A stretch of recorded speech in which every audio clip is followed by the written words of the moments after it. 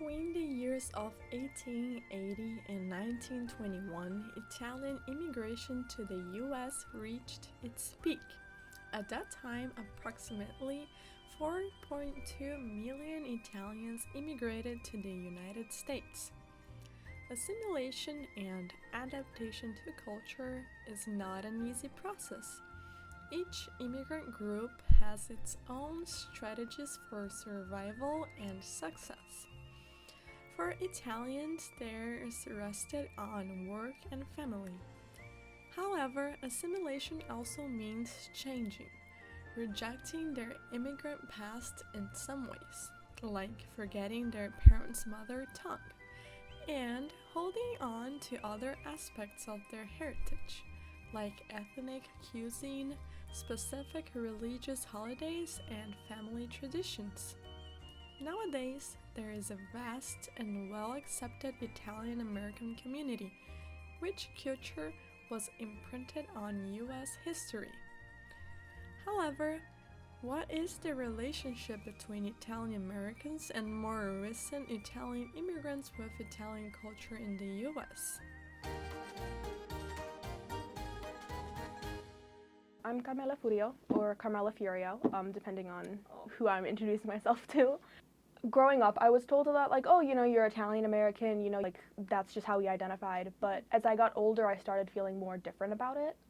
More like it was something that I was told I was, but I didn't have a connection to the culture.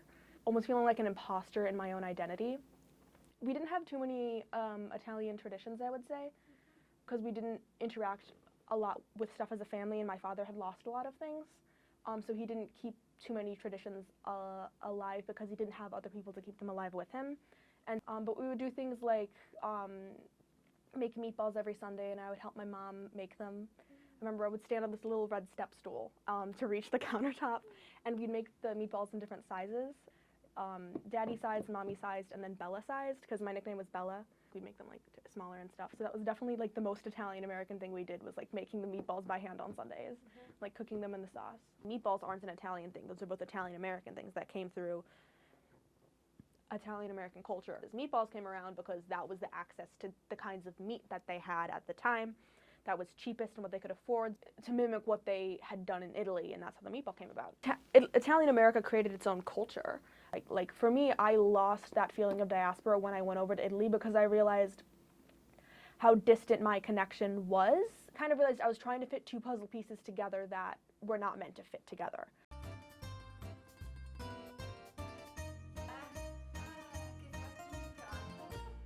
Cinzia Sartini Blum. I'm a professor of Italian at the University of Iowa. I've been here for 3 decades. I'm originally from Italy, Tuscany. And I came here after finishing my BA in Florence to improve my English, and then from one thing, to another, I'm still here. The very first trip was more of an adventure with an American friend, and I felt free. I felt very excited.